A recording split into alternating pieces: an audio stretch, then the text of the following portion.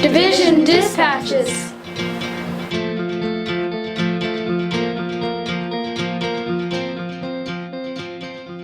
Hi, I'm Heather Demetrioff with the Manitoba School Boards Association.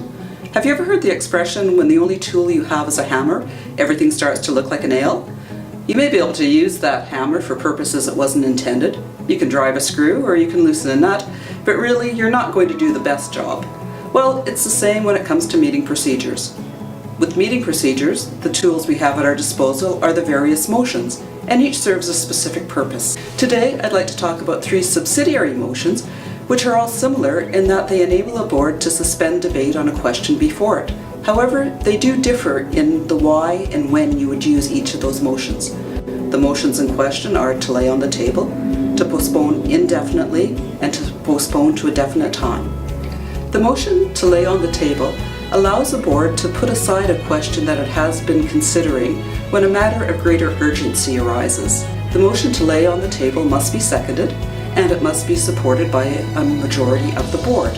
However, it's not debatable and it's not amendable. Basically, it's a very simple and straightforward question. Do we want to considering the matter that we were considering, or is there something that's more important that we would like to consider first? If the answer is no, we have to consider this other matter right now, then the original motion was laid on the table. Once the motion has been laid on the table, it stays there until 2 things happen. First of all, the board needs to consider at least one other piece of business. That makes sense. After all, the motion was tabled in the first place because there was a matter of greater urgency that had arisen. Secondly, one of the trustees at the board table has to move that the motion be taken from the table, and a majority of the board has to support that motion. If nobody does move that the matter be taken from the table, it's considered to have fallen from the table, and it's as if the motion was never made in the first place. The only way it will come back before the board is if it's introduced at a later time as a brand new motion. One other note on taking a motion from the table: that motion has to be made at either the same meeting at which the motion was originally tabled, or it has to be made at the next regular meeting. If it doesn't happen at either of those meetings, it's fallen from the table and it's as if it never happened. The motion to lay on the table is one that's frequently misused. 2 of the common misuses are to postpone consideration of a question to a certain time, or to suppress debate on a question altogether.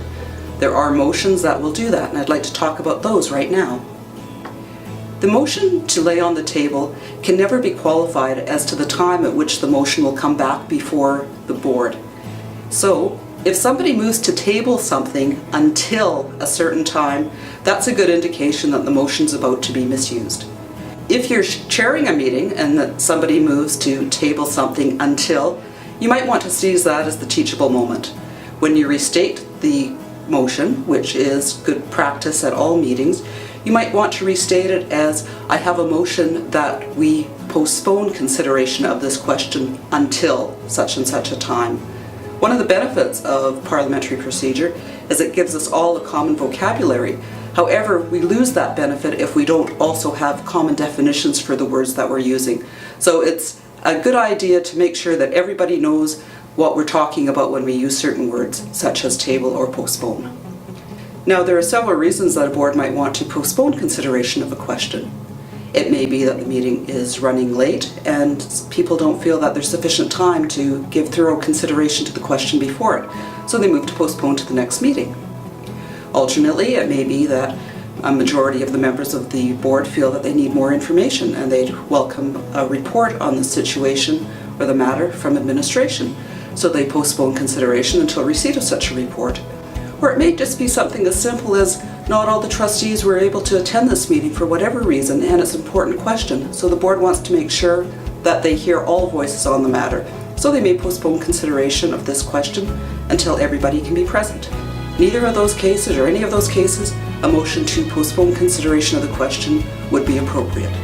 Whereas a tabled motion will come back before the board only if and when somebody moves to take it from the table, a motion that's been postponed will normally come back as a regular piece of business.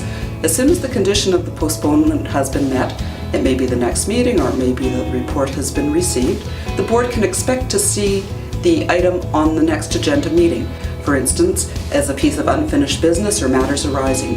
What it's called may differ from board to board depending on your agenda format, but the bottom line is the board should expect to see that as an agenda item.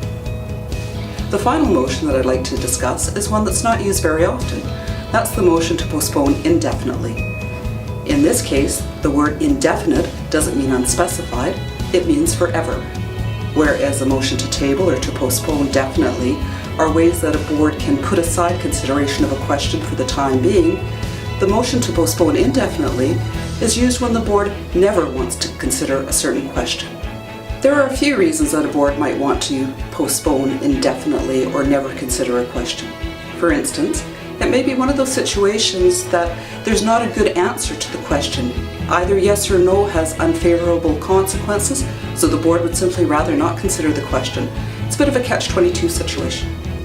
Alternately, it may be that the question before the board is somehow embarrassing, or it may be that the question is actually outside the board's mandate and they really don't feel it's a good use of their time to consider it. In each of those circumstances, the question is one that a majority of the trustees' wishes had never come before the board because they don't believe it belongs there. In that case, they may move to postpone indefinitely. As mentioned, the motion to postpone indefinitely is not used very often, and for good reason. If some trustees find that motions they're making are being postponed indefinitely, they may feel that they're being stifled, that their voices aren't valued, that they're not being heard.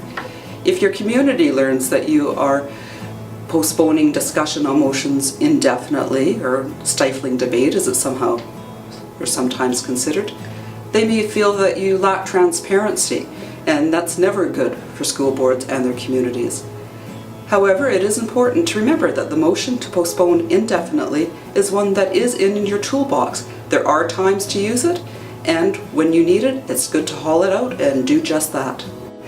That's it for this review of motions that enable the board to suspend debate on a question before it.